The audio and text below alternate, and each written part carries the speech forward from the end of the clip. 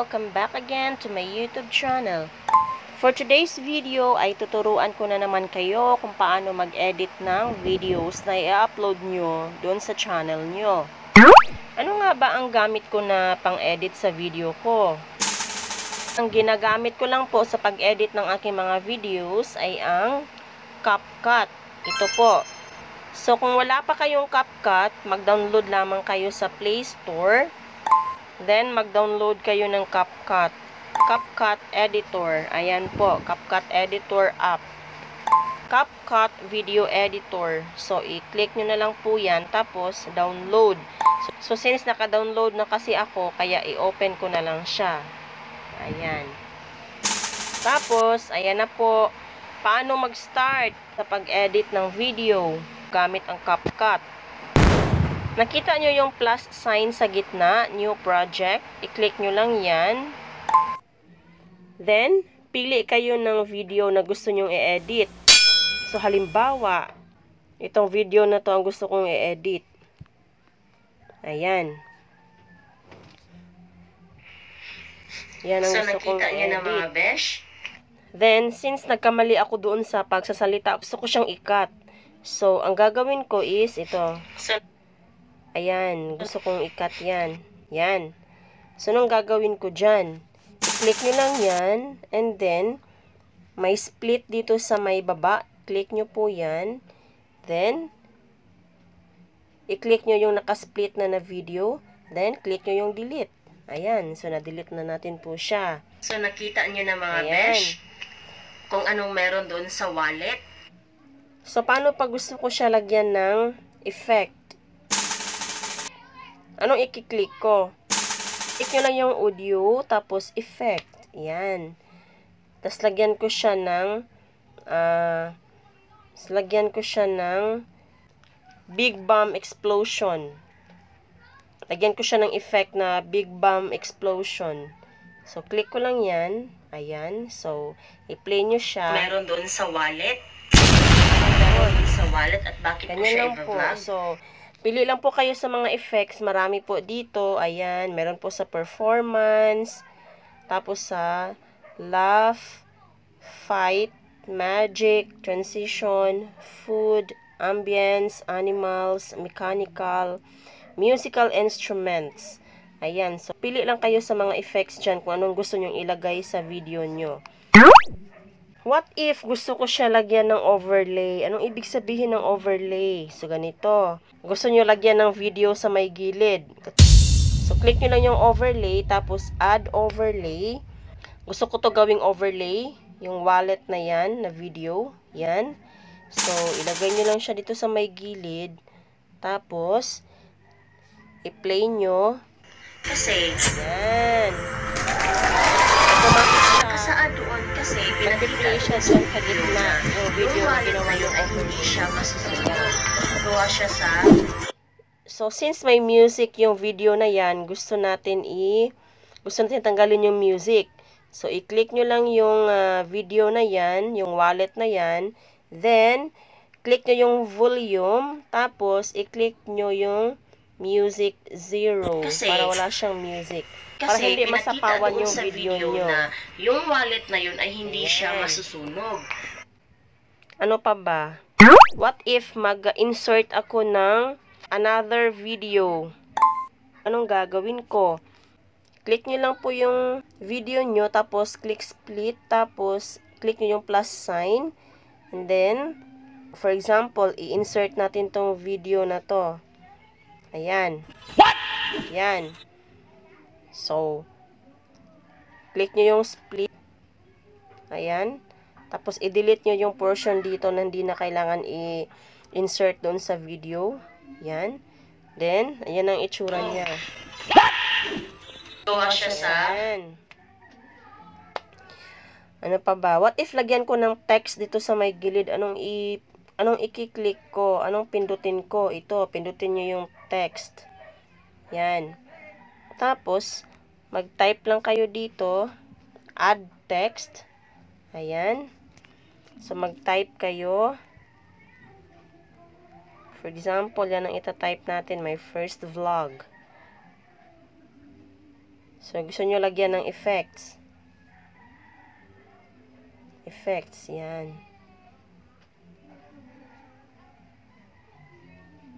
Ayan, so, click nyo lang siya, tapos ilagay nyo lang siya kung saan nyo siya gusto ilagay. I-position nyo lang siya kung saan nyo siya gusto i-position yung text. Ayan. Ganun lang kadali, mga besh. Ayan. Gawa siya sa original leather men's. Gawa siya sa original. Ayan. Another question. What if gusto ko siya lagyan ng sticker?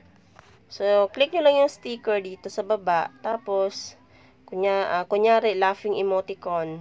Yan. So, position nyo siya kung saan nyo siya gusto ilagay. Diyan. Ayan. Gawa siya sa original leather men's. Gawa siya sa original leather. Ayan. So, gawa siya sa original leather. And then, so nandito lang siya sa baba, mga besh. Lahat ng mga applications na gusto nyong gawin doon sa video nyo. Woo! Nandito lang siya sa may baba. For example, lagyan nyo ng music yung video nyo. Yan. So, ano ang i-click nyo? So, paglagyan nyo ng music, click nyo lang yung audio, tapos sounds. Ayan. Then, pili lang kayo dito sa sounds na nandito. For example, ito. Ayan natin. Yan. Okay, so, since sobrang lakas niya, gusto nyong pahinaan, click nyo lang yung sound. And then, click nyo yung volume. So, pahinaan nyo siya. Gawin nyo lang siyang 10. Or 7. Yan. Hindi siya masusunog doon sa picture. Nakita niyo pa nga din sa picture na sinindihan siya ng lighter, di ba? Tapos, so, for example, insertan nyo lang siya ng another video. Click nyo lang yung plus sign. Tapos, stock video. Yan, click nyo. Ayan. nag-aapo yung lighter. Another one, pag gusto nyo dagdagan ng video, for example, ayan, dagdag nyo lang siya. Ako yung lighter.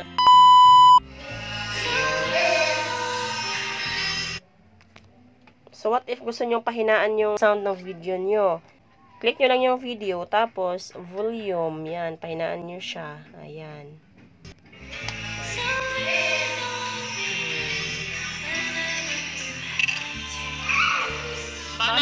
What if gusto nyo pabilisan yung galaw? Anong i-click nyo dyan? Simple lang po. I-click lang po natin yung speed. Yan. Tapos, click nyo yung normal. Tapos, pili lang kayo dito kung anong gusto nyo. Kung gaano kabilis. Like, for example, ayan. 2 times. So, click natin. Yan. Ayan.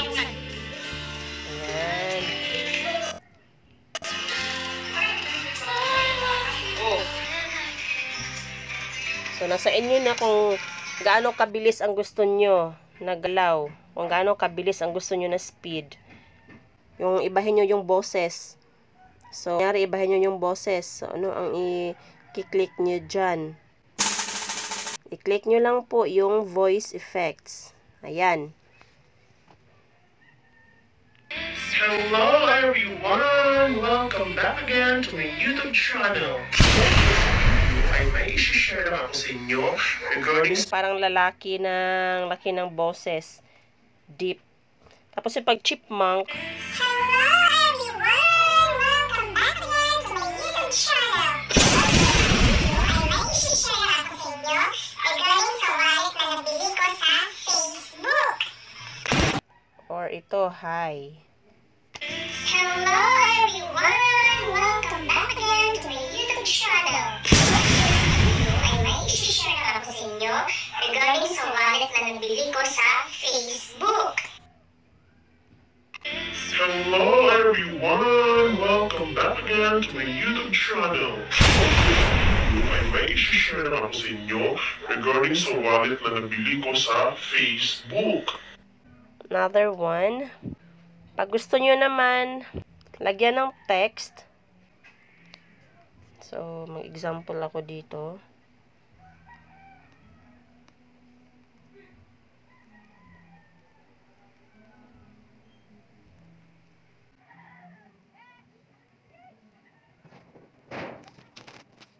Ayan, so what if gusto nyo siya lagyan ng text-to-speech?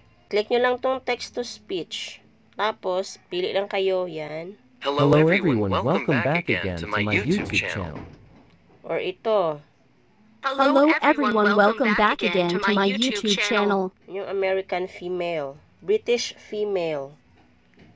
Hello everyone, welcome back again to my YouTube channel. So, ganun lang mga besh. Ganun lang kasimple gamitin yung CapCut.